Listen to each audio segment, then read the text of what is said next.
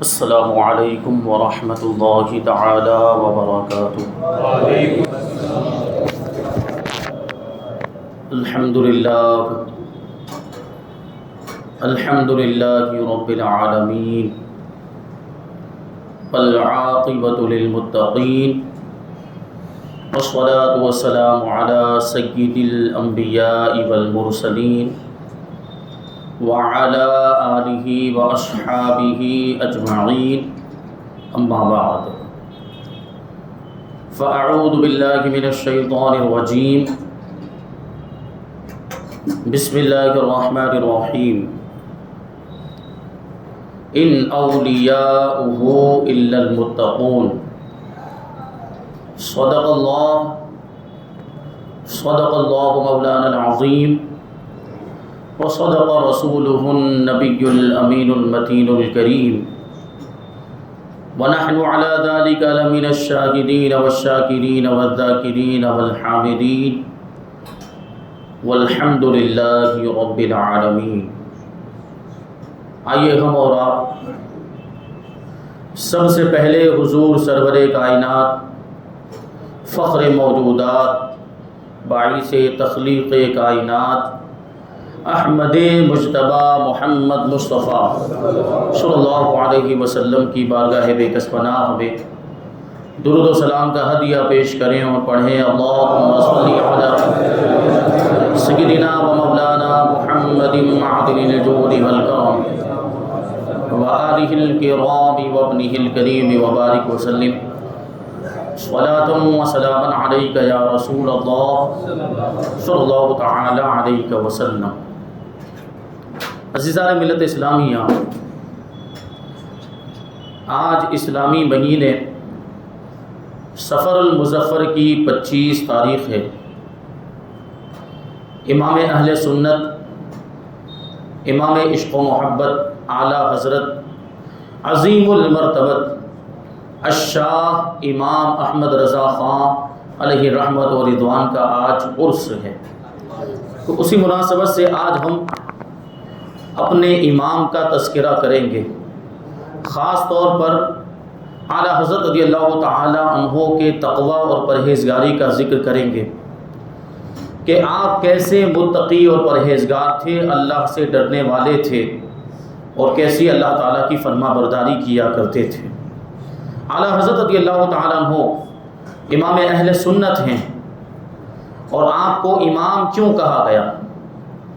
آپ کو لوگ خاص طور پر سنی اپنا امام اور مقتدی اور پیشوا کیوں مانتے ہیں؟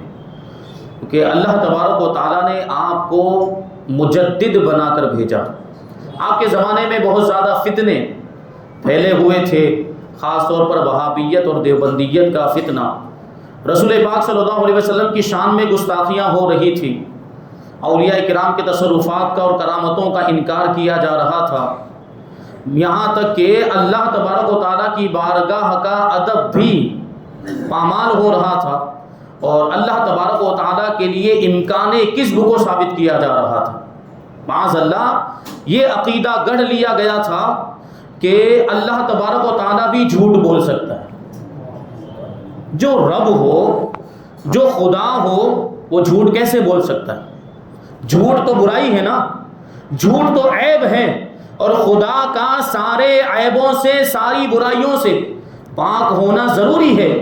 یہ عقیدہ ان کی کتابوں میں آج بھی لکھا ہوا ہے کہ اللہ تبارک و تعالیٰ جھوٹ بولنا چاہے تو بول سکتا ہے، اگرچہ بولتا نہیں، لیکن امکان تو مانا نا ان لوگوں نے۔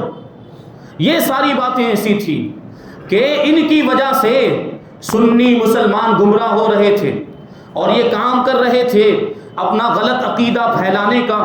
تو اس وقت ضرورت اس بات کی تھی کہ سنیوں میں سے کوئی ایسا اٹھتا، کوئی عاشق رسول ایسا کھڑا ہوتا جو ان ساری گستاخیوں کا جواب دیتا، سارے گستاخوں کو اور گمراہوں کو دندان شکن جواب دیتا۔ اللہ تبارک و تعالیٰ نے اس کام کے لیے امام احمد رضا کو دنیا میں بھیجا، اور حدیث پاک کے اندر ہے کہ اللہ تبارک و تعالیٰ ہر 100 سال کے اختتام پر ایک ایسے شخص کو دنیا میں بھیجتا ہے جو اس امت کے لیے اس کے دین کو تازہ کر دیا کرتا ہے، اس کے دین کی تجدید کرتا ہے، سنتیں مردہ ہو رہی ہوتی ہیں، سنتوں کو پھر سے زندہ کر دیتا ہے۔ وہ احکام اسلام جن پر عمل کرنا لوگوں نے چھوڑ دیا ہوتا ہے، ان احکام پر عمل کرنے کی ترغیب دیتا ہے، پھر سے لوگوں کو ان احکام پر عمل کرنے کی طرف وہ بلاتا ہے، اور شریعت کے جو احکام مردہ ہو گئے ہوتے ہیں ان کو وہ زندہ کر دیا کرتا ہے۔ اور کوئی فتنہ اگر ان کے زمانے میں پھیل رہا ہوتا ہے تو وہ اس فتنے کا جواب بھی دیتا ہے۔ رسول پاک صلی اللہ علیہ وسلم کی شان میں گستاخیاں ہو رہی تھی، ناموس رسالت پر حملے ہو رہے تھے، اس وقت اللہ تبارک و تعالیٰ نے امام احمد رضا کو ناموس رسالت کا پہرے دار بنا کر دنیا میں بھیجا۔ اس لیے ہم آپ کو اپنا امام مانتے ہیں، اسی لیے اعلیٰ حضرت کو ہم اپنا پیشوا مانتے ہیں، اسی لیے امام احمد رضا کو ہم اپنا مقتدا مانتے ہیں اور ان کے مسلک کا دعویٰ کرتے ہیں، مسلک اعلیٰ حضرت کا نعرہ لگاتے ہیں، کیونکہ اگر امام احمد رضا نہ ہوتے تو پتہ نہیں ہم کہاں پر ہوتے۔ آج بھی ہم دیکھتے ہیں کہ بہت سے گاؤں، بہت سے دیہات، بہت سے دور افتادہ علاقے جہاں پر اعلیٰ حضرت کا پیغام نہیں پہنچا، وہاں کے لوگ گمراہ ہو گئے اور وہاں کے لوگ وہابیوں کے ہتھے چڑھ گئے، وہاں کے لوگ دیوبندیوں کے ہتھے چڑھ گئے، تو سارے لوگ پورے گاؤں، پورے علاقے دیوبندی ہو گئے، وہابی ہو گئے۔ تو امام احمد رضا کا سنیوں پر احسان ہے کہ انہوں نے ہماری سنیت کو محفوظ کر دیا ہے، انہوں نے عشق رسول کا پیغام دیا اور ناموس رسالت پر ایسا پہرا دیا کہ آج بھی ان کے نام کے ڈنکے بج رہے ہیں، کیونکہ جو رسول پاک صلی اللہ علیہ وسلم کی ناموس پر پہرا دے، حضور کی عزت کی حفاظت کرے، تو اللہ اس کی عزتیں بڑھا دیا کرتا ہے،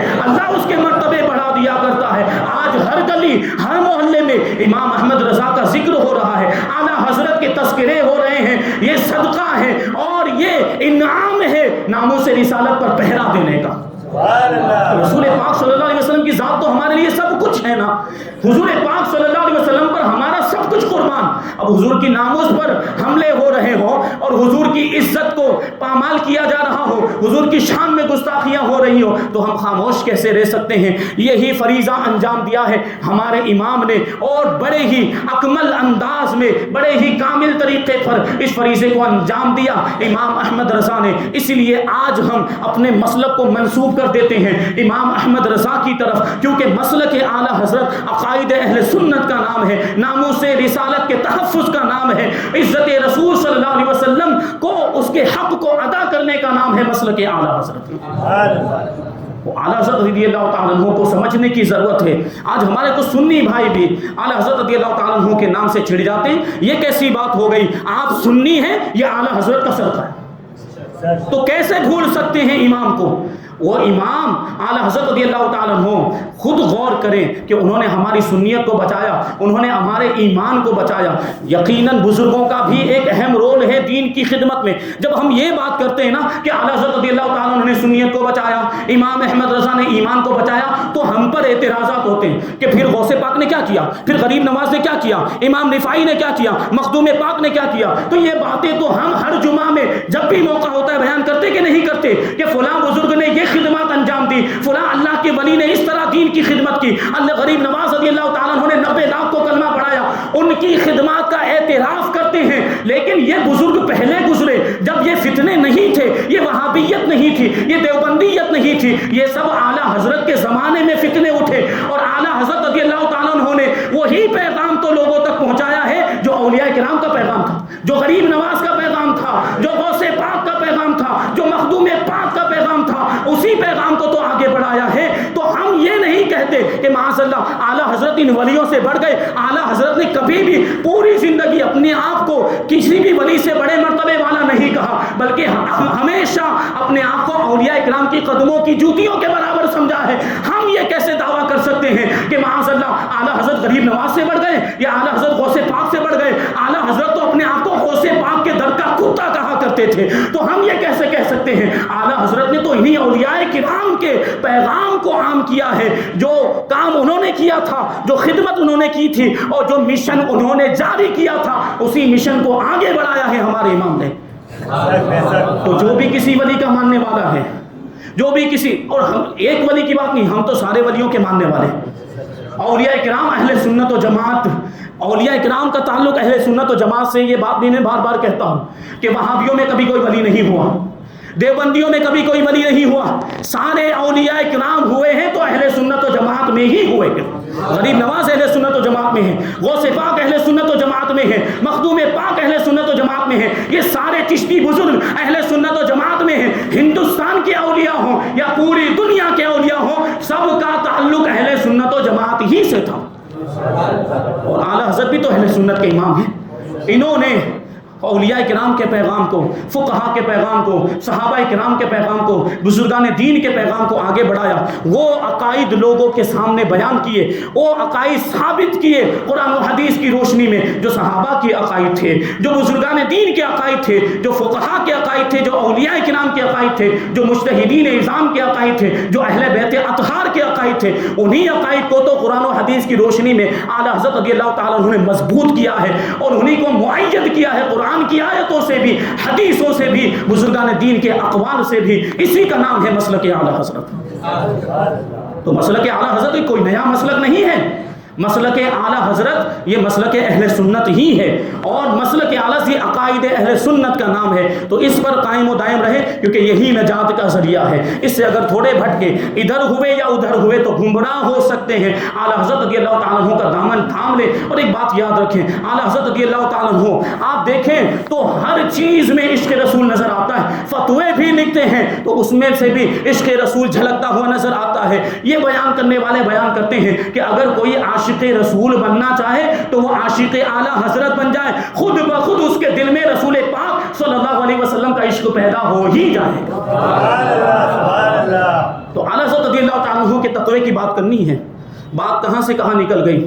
تقوی کا مطلب ہوتا ہے تقوی اور پرہیزگاری، اللہ سے ڈرنا اور نافرمانی سے بچنا، اور یہ بڑی اہمیت کی حامل چیز ہے تقوی اور پرہیزگاری، کہ اللہ تبارک و تعالیٰ اسی کے ذریعے سے بڑے بڑے مرتبے عطا فرماتا ہے۔ اور اولیاء کرام جو ہوتے ہیں یقیناً کرامتیں دکھاتے ہیں، ان کی ذات سے کرامتوں کا صدور ہوتا ہے، لیکن کرامتوں کا ظاہر ہونا یہ ولی کی ولایت کی علامت اور نشانی نہیں ہوتی۔ یعنی کیا مطلب ہوا؟ کسی ولی کے ولی ہونے کے لیے ضروری نہیں ہے کہ وہ کوئی کرامت دکھائے۔ بہت سے اولیاء کرام ایسے گزرے ہیں کہ جنہوں نے ایک بھی کرامت نہیں دکھائی لیکن پھر بھی اللہ کے ولی ہیں۔ ولایت کا سب سے بڑا معیار یہ ہے کہ وہ ولی جو ہے وہ متقی پرہیزگار ہو، کہ وہ ولی کی سب سے بڑی کرامت تقوی پرہیزگاری ہے۔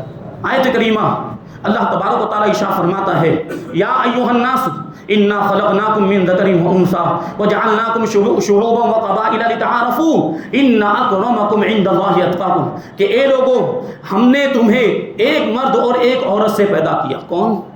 حضرت آدم علیہ السلام اور حضرت حوا رضی اللہ تعالی عنہا، کہ اس وقت تو ایک ہی مرد تھے حضرت آدم علیہ السلام، اور حضرت حوا ایک ہی خاتون تھی۔ ساری انسانیت کے والد کون ہیں؟ حضرت آدم علیہ السلام۔ تو اللہ تبارک و تعالیٰ ارشاد فرماتا ہے کہ اے لوگو بے شک ہم نے تمہیں ایک مرد اور ایک عورت سے پیدا کیا، اور تمہیں مختلف شاخیں وجعلنا لکم، تمہارے لیے مختلف شاخیں اور قبیلے بنائے تاکہ تم ایک دوسرے کو پہچان سکو۔ یہ جو قبیلے بنائے گئے، یہ جو نسب وغیرہ کے معاملات، یہ جو خاندان کے معاملات ہیں، یہ ایک دوسرے کی پہچان کے لیے۔ ہمارے آپ کے اندر بھی ہم دنیا داری کے اعتبار سے دیکھتے ہیں کہ نام بہت سارے لوگوں کے سیم ہوتے ہیں، تو ہم پہچان کس کے ذریعے سے کرتے ہیں؟ سرنیم کے ذریعے سے کرتے ہیں۔ کسی کو شیخ کہتے ہیں، کسی کو صدیقی کہتے ہیں، کسی کو فاروقی کہتے ہیں۔ تو یہ جو خاندان ہوئے، یہ جو نسب ہوا اور یہ جو قبیلے ہوئے، یہ ایک دوسرے کی پہچان کے لیے ہوئے۔ کہنا یہ چاہتا ہے رب تبارک و تعالی، اللہ تبارک و تعالی، یہ مقصود قرآن جو ہے وہ یہ ہے کہ یہ جو خاندان اور یہ جو قبیلے ہیں اور یہ جو نسب وغیرہ ہے، یہ آپس میں ایک دوسرے پر فخر کرنے کے لیے نہیں ہے، یہ آپس میں ایک دوسرے پر ڈینکے مارنے کے لیے نہیں ہے کہ ہمارا خاندان بڑا ہے، ہمارا نسب اعلیٰ ہے۔ نہیں، یہ کوئی عزت کا سبب نہیں ہے۔ اگر عزت کا سبب اللہ کی بارگاہ میں کوئی ہے تو وہ تقوی و پرہیزگاری ہے۔ اس لیے اللہ تبارک و تعالیٰ ارشاد فرماتا ہے ان اکرمکم عند اللہ اتقاکم، کہ بے شک تم میں اللہ تبارک و تعالیٰ کی بارگاہ میں سب سے زیادہ عزت والا وہ ہے جو تم میں سب سے بڑا متقی و پرہیزگار ہے۔ کہ تقوی اور پرہیزگاری اس کے ذریعے سے جو عزت حاصل ہوتی ہے وہ اصل عزت ہے.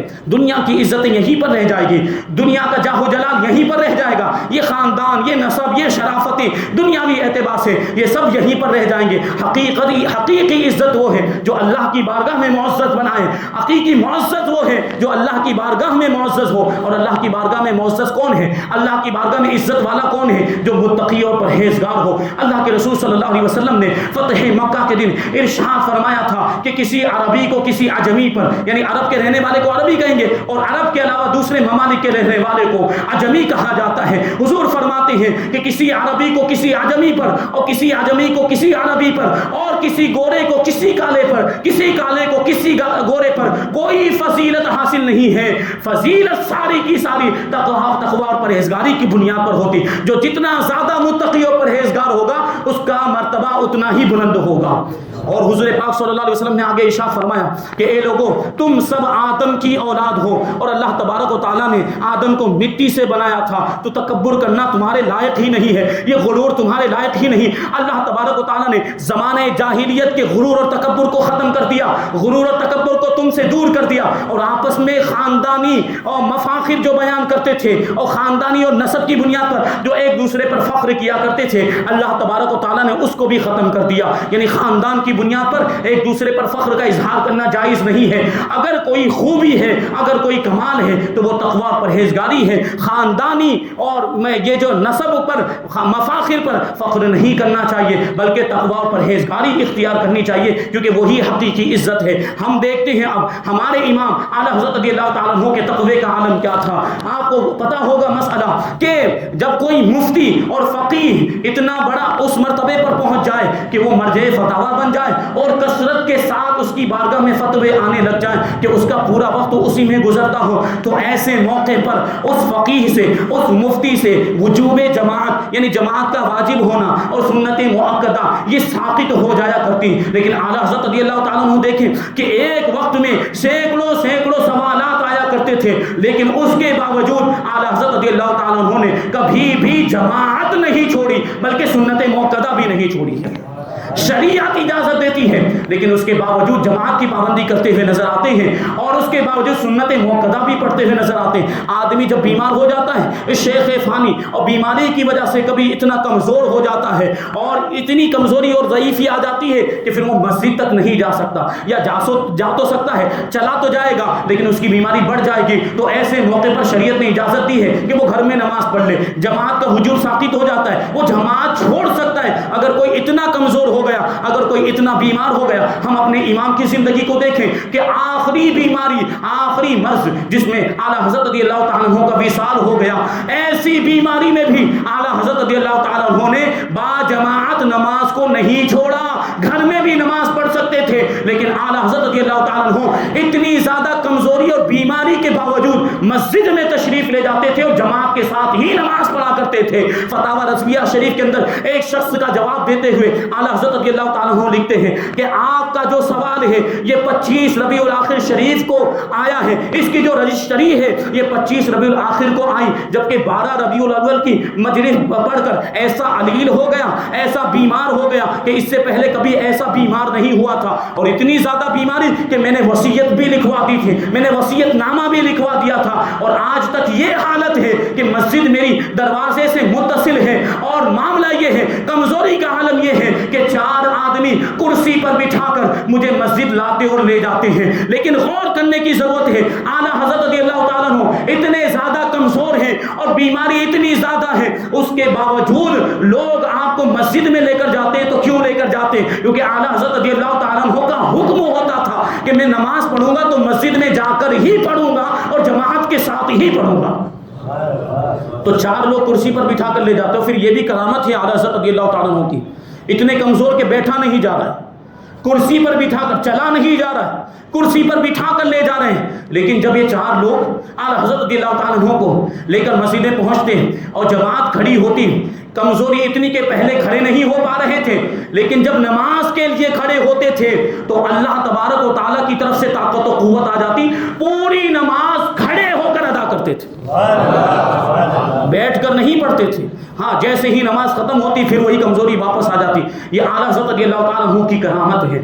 ہم اور آپ نماز پڑھنے کے لیے آتے ہیں، مسجد میں آتے ہیں، کبھی لباس کا اہتمام کر لیا، کبھی لباس پر غور کر لیا کہ ہمارا لباس ٹھیک ہے کہ نہیں، اللہ کی بارگاہ میں یہ لباس پہن کر جانا ہمارے لیے مناسب ہے کہ نہیں۔ اگر ٹوپی، کرتا، پائجامہ، تہبند وغیرہ پہن کر نماز پڑھنے کے لیے آ جائیں تو بالکل جائز ہے، اس میں کسی طرح کی کوئی کراہت نہیں۔ ہاں، امامہ شریف پہن کر نماز پڑھیں تو مستحب ہے، رسول پاک صلی اللہ علیہ وسلم کی سنت ہے۔ لیکن اعلیٰ حضرت رضی اللہ تعالیٰ عنہ کہ خالی کرتا بھی پہن کر جا سکتے ہیں، ٹوپی بھی، یعنی معمولی لباس جو ہم عام طور پر پہنتے ہیں وہ پہن کر بھی نماز پڑھنے کے لیے جا سکتے تھے، لیکن اعلیٰ حضرت رضی اللہ تعالیٰ عنہ کا یہ معمول تھا کہ ہر نماز کے وقت امامہ شریف بھی پہنا کرتے تھے اور انگ رکھا بھی پہن کر جاتے تھے۔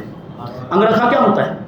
یہ ایک تو ہم نے کرتا پہنا اور اس کے اوپر سے ایک دوسرا لباس پہنا جاتا تھا جو موٹے کپڑے کا ہوا کرتا تھا، اور وہ پورا لباس ہوتا تھا، کپڑے کے اوپر دوسرا کپڑا جو پہنا جاتا، جیسے کہ ابھی اس زمانے میں وہ کوٹ پہنتے ہیں، اندر شرٹ پہنا ہوا ہوتا ہے، اوپر سے کوٹ پہنتے ہیں، لیکن انگ رکھا وہ پورا ہوتا، نیچے تک ہوتا تھا۔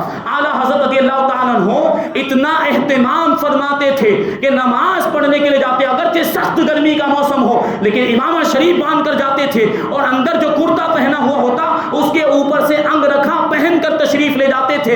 یعنی اعلیٰ حضرت رضی اللہ تعالیٰ عنہ اپنے اس عمل سے یہ پیغام دینا چاہتے تھے کہ میں اللہ کی بارگاہ میں حاضر ہو رہا ہوں۔ ہم دنیاوی حاکم کے پاس جاتے ہیں، ہم دنیاوی بادشاہوں کے پاس جاتے ہیں تو کتنا سج سنور کر جاتے ہیں اور کیسا لباس پہن کر جاتے ہیں، انتہائی عمدہ قسم کا لباس۔ ہمارے پاس جو سب سے بہترین لباس ہوگا، ہم دنیاوی حاکم کے پاس جائیں گے تو وہ لباس پہن کر جائیں گے، اور ہم مسجد میں آ رہے ہیں، احکم الحاکمین کی بارگاہ میں آ رہے ہیں، اس ذات کی بارگاہ میں آ رہے ہیں کہ جو سارے بادشاہوں کا بادشاہ ہے، جو سب سے بڑا بادشاہ ہے، تو اس کی بارگاہ میں کیسا لباس پہن کر جانا چاہیے۔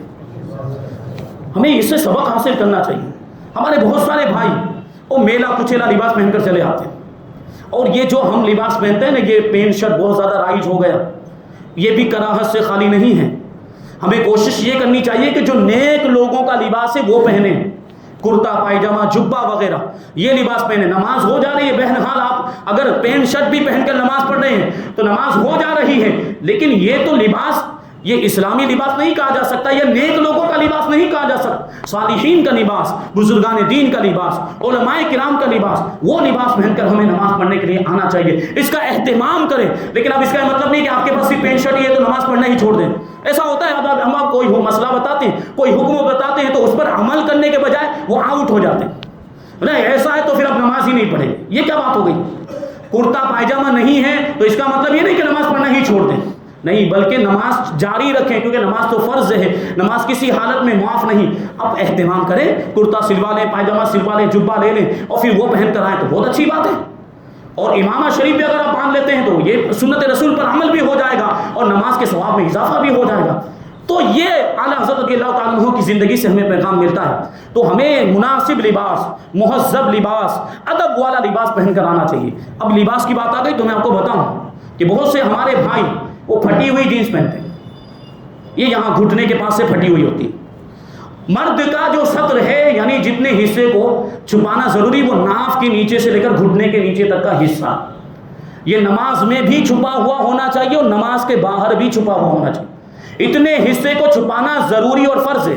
اب وہ گھٹنے کے پاس سے پھٹی ہوئی ہے، بساوت یہاں سے بھی پھٹی ہوئی ہوتی ہے، تو یہ سطر والا حصہ نظر آتا ہے، یہ حرام کے مرتکب ہو رہے ہوتے ہیں۔ اب وہ سوچتے ہیں کہ دیکھیں پتہ سب کو ہے، معلوم سب کو کہ پھٹا ہوا نہیں ہونا چاہیے، اسی وجہ سے ہم اور آپ دیکھتے ہیں وہ پین پھٹی ہوئی ہوتی ہے، نماز پڑھنے کے لیے آتے تو کیا کرتے ہیں، یہاں پہ وہ رومال باندھ لیتے ہیں۔ کیا کرتے ہیں؟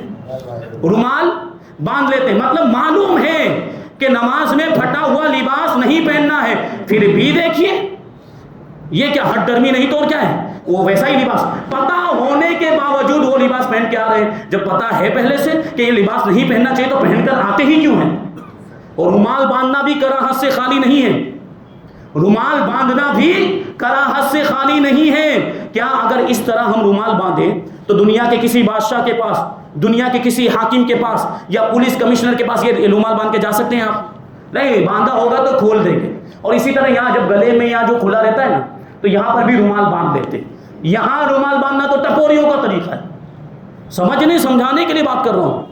تو لباس ہی ویسا پہنے کہ رومال باندھنے کی ضرورت ہی نہ آئے، لباس ہی ایسا سلوائیں۔ ہم مسلمان ہیں، نماز تو پڑھنی ہے ہمیں بہرحال، تو ہمیں نماز کے اعتبار سے پہلے سے تیاری رکھنی ہے، لباس بھی ویسا ہو. ہم عام طور پر بھی وہی لباس پہنے. یہ گھٹنے کا کھلا رہنا تو عام طور پر بھی حرام ہے.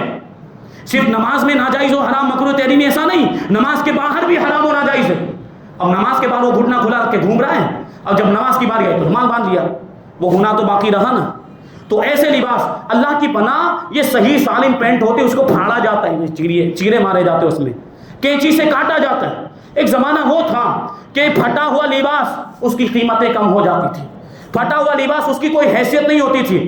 اب پیسے دے کر اس کو پھاڑا جا رہا ہے, یا زیادہ قیمت دے کر ایسا لباس خریدا جا رہا ہے. سوچنے کی ضرورت کہ ہمارا نوجوان کدھر جا رہا ہے, ہم اسلام سے کتنے دور ہوتے جا رہے ہیں, اسلامی طور طریقے سے اور شریعت سے ہم کتنے دور ہوتے جا رہے ہیں. اب بربادی ہمارا مقدر نہیں ہوگی تو کیا ہوگا؟ ہم نے خود اسلام پر عمل کرنا چھوڑ دیا, ہم نے خود اسلام کے طور طریقوں کو نہیں اپنایا. تو وہ شاعر نے کہا, تو بار بار یہ شعر کہا جاتا ہے, طریقہ مصطفیٰ کو چھوڑنا ہے وجہ بربادی. حضور کے طریقوں کو چھوڑ دے تو پھر بربادی. طریقہ مصطفیٰ کو چھوڑنا ہے وجہ بربادی, اسی سے قوم ہوئی ہے دنیا میں بے اقتدار اپنی. ہماری حکومت جو چھن گئی, ہماری سلطنت چلی گئی, ہمارے پاس کوئی وقار نہیں رہ گیا, ہمارے پاس کوئی اقتدار نہیں رہ گیا, کوئی بادشاہت نہیں رہ گئی, کوئی روب و دبدبہ نہیں رہ گیا. اس کی بنیادی وجہ یہ ہے کہ ہمارا رشتہ رسول پاک صلی اللہ علیہ وسلم سے کمزور ہو گیا. ہم نے اسلام پر عمل کرنا چھوڑ دیا, ہم نے سنتوں پر عمل کرنا چھوڑ دیا, ہم نے شریعت پر عمل کرنا چھوڑ دیا ہے. اس وجہ سے ذلیل و خوار ہو رہے ہیں. اب یہ کفار بھی ہمیں آنکھیں دکھا رہے ہیں, یہ غیر مسلم بھی ہمیں مٹانے کی کوشش کر رہے ہیں. ایک زمانہ وہ تھا کہ 313 ہوتے تھے تو ہزاروں ان کے مقابلے میں کانپ جایا کرتے تھے, اور 60 مل کر خالد ابن ولید لے کر میدان میں اتر جاتے تھے, اور صرف 60 لوگ اور 60 مجاہدین 60,000 کا مقابلہ کیا کرتے تھے. یہ ایمان کی طاقت تھی.